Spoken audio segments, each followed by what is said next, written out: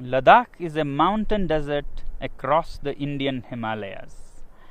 In the rain shadow of the mighty mountains, it's so high and dry that it's often called moonland. It looks more like a moonscape or a Marsscape. Well, this one is a picture of the Mars. Often called Little Tibet, this region remains landlocked, cut off from the rest of the world for half the year. Temperatures range from -30 to +30. Hi, I'm Sonam Wangchuk, a simple indigenous tribal from this remote Ladakh. I was born in an even remoter tiny village of 5 households. But that was a long time ago. Today, my village has grown 100% to become a village of 10 households. Perhaps still a little bit smaller than your city. We had no schools in our village, so I learned from the farmers, from the rivers, trees, animals, and above all, from my mother. I picked up English and other languages from the radio and meeting people from different countries. Later went to some schools and finally finished mechanical engineering. We love our Ladakh so much that while my engineering schoolmates went to Bangalore, Mumbai and the Silicon Valley, I came back to Ladakh and started solving problems of the people. Children's problems in school education, people facing harsh cold winters, and farmers facing water shortage in the face of climate change. I've been doing these things for the last 30 years and the world has been very generous. They have not only acknowledged but admired my work with various awards in different parts of the world.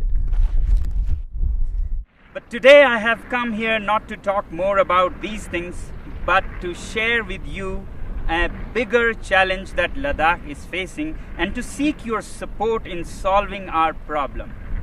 Yes, you can solve our problem, and not only that, you have the power to even avert a world war. Let me explain how. This is Ladakh. You see the famous Indus River flowing, and over there the dark mountains. Across that are the valleys of Nubra and Changtang, where we share our border with Tibet, which is now occupied by China. You may have heard that for the past few weeks, Chinese army has intruded deep inside Indian territory. This has been happening over years, and our shepherds who raise the famous Kashmir goats have lost a lot of their pastures and are in deep trouble. Now, the Indian army is there in large numbers across those mountains, matching China's soldier to soldier, bullet to bullet. But I don't think that is a solution. Both these countries are nuclear powers. And push comes to shove, India doesn't need all of its 160 nuclear weapons to raise all Chinese cities, and vice versa. And that could soon escalate into a full-fledged world war, World War III. Therefore, I have come to seek your support in solving this. You, my friends, have the wallet power, which in this case can even diffuse a bullet war between different countries. Let me explain how. To understand your power, let's first understand what China is doing and why and when. Although China claims that Indian soldiers intruded into its territory, it could not be a coincidence that at the same time, in the months of April and May, Vietnamese decide to bother China. Taiwan and the US Navy also decide to bother China. And the timing is important. This is the time when the whole world is dealing with the pandemic. Who would even think of border disputes? But one country has serious reasons to do that, and that is China. China, being a totalitarian regime, fears not so much the bullet power of India or the US. What it fears most is its own people. the 1.4 billion people that work like bonded laborers without many rights and enrich this regime, when they are angry, there's a situation for an uprising, a revolt. And today, after the COVID pandemic, people in China are furious with their government for how they handled the pandemic. Chinese businesses are shut, factories are shut, unemployment reaches 20%. And it's time for an uprising. And that's when China picks up fights with several of its neighbors to divert the attention of angry citizens from the economy to nationalism. And this is not the first time China is doing this. From 1958 to 62, during the worst Great Chinese Famine, when people in China were very, very upset, Mao decided to invade India. And now Xi is doing the same thing again. Well, this is the simple analysis of my simple tribal mind. If this be the case, then we, the citizens of the world, should use our wallet judiciously and hit China where it hurts most, the economy.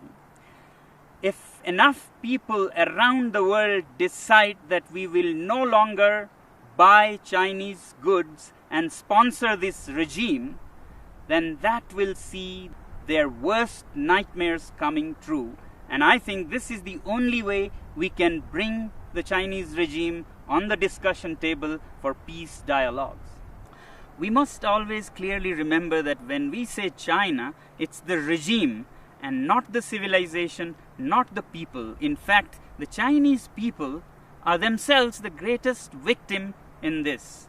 And that's why, my friends, I've come to seek your support. We use so many Chinese products, software, hardware, from apps and software that sends millions and millions of dollars to China to products like clothing, phones, computers. If we boycott these goods, it'll send a clear message to China that the world is not happy with you. But is it right to boycott goods from a particular country? When normally not, when it is among equal partners. But my simple tribal mind says that China is not a normal country. If the world was a club of peaceful sheep, China is a wolf in sheep's clothing. It doesn't respect the rules of the game. It's a totalitarian regime run by a clique. It's not representative of its people. In fact, its people are just an instrument for its expansionist ambitions. It doesn't respect international customs or bodies like the WHO, and we saw because of its behavior how the COVID spread so much and caused so much suffering. Yet, we, the people of the world, also have double standards. We overlook everything and just want trade with it. In 1947, China gobbled up Inner Mongolia. We were silent. We wanted trade. Later, Tibet, with its 6 million Tibetan Buddhists, were annexed. We were silent. We wanted trade. And then Xinjiang, with its 10 million Uighur Muslims, were gobbled up. We were silent. We wanted trade. In fact, 60% of today's China is occupied territory. But we overlook that because we want trade. But the biggest victims of this regime are the 1.4 billion Chinese. They work like bonded laborers, have hardly any rights, and if they raise their voice, they disappear. China has already blocked and banned Twitter, Google, Facebook, and keeps its people from all the information of the free world. And now with the Belt and Roads Initiative, China is laying a debt trap around the world. Already, countries like Sri Lanka have lost their land as they couldn't pay the debts. Pakistan is soon becoming a colony of this kind. In Africa, Djibouti has already lost its land for China. Countries like Tonga have debts that amount to 44% of its GDP. After Asia and Africa, they're soon arriving in Europe, where assets are being built all over Central Asia and Europe with loans from Chinese companies and contracts given to Chinese companies with very high rates, and when you can't repay the loans, you lose your land.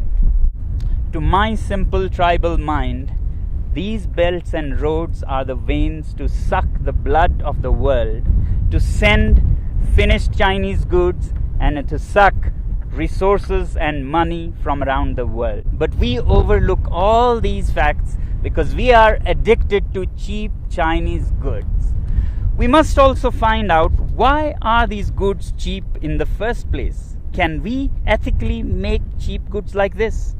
Well, they are cheap because the labor is low paid, labor laws are hardly there, and natural resources are plundered like there is no tomorrow.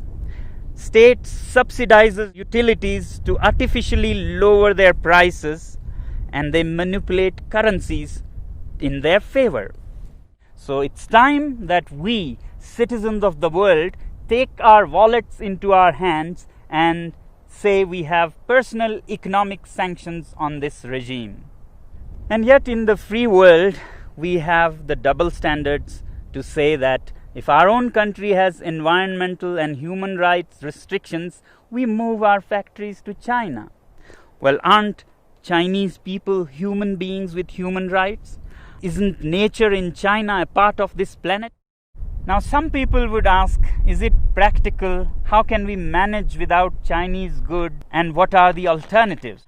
Well, if we are determined and give enough time to businesses and industry, things will adapt themselves. So that's why I say boycott made in China, software in a week, hardware in a year. So your software apps like TikTok, Hello that you have on your mobile phones, you can immediately uninstall and uninstall in millions so that China gets a message. As for hardware like phones, computers, clothing, we take a year and slowly choose products sourced out of the free world. And my simple tribal analysis says that if you give time and clear determination, then businesses will adapt. A new ecosystem will develop where there'll be enough goods to cater to people who don't want to buy Chinese goods. Just like vegan people or Jain community, they don't eat certain things, they don't go hungry. Businesses adapt and they get what they want with time. As for replacements and alternatives to Chinese goods, I really don't think that we need an alternative for everything. We have been buried under cheap Chinese goods. We have made our houses into museums cluttered with cheap things that we don't even need. Why do we need 10 pairs of shoes? Why can't we do with 3 pairs of shoes made very nicely by local craftsmen? Why do we let these goods pollute our rivers, lakes? Can we learn to live simpler? These lockdowns have actually taught us that we can be happy with much less. So can we also think out of this box and talk about a simpler life with local products? If you want to learn more about how to live happily with simpler lives, please look up our movement, ilivesimply.org. You may not agree with me, but if we keep appeasing China because of our addiction to trade with it and overlook everything else, my simple tribal mind says that we might even be repeating history. How in the late 1930s, the British government led by Chamberlain kept appeasing Hitler and giving in to its demands, finally led to the Second World War. If we continue on the same path, we might either be leading the world to a third world war or a world dominated and colonized by China. Let me help you understand further what our addiction to trade with China can land us into. Here's a story of the great Indian monkey trap. Man puts a sweet bait into the pitcher and then ties this pitcher to a tree with a very small opening. And the monkey comes, puts its hand into the pitcher, grabs the sweet. As it closes its fist to grab this bait, the opening is so small that a closed fist cannot come out of its mouth. But the monkey does not understand that all it has to do is let go of its little booty to free itself from slavery. It struggles and struggles to get its hand out, but doesn't open its fist and let go of the bait. Continues for all night, and in the morning, the shrewd hunters come and catch it, all because of its attachment to its booty. I hope we are more evolved than monkeys and can let go of such baits. Well, this is all that the last citizen from the remotest part of the planet can say. The choice is yours.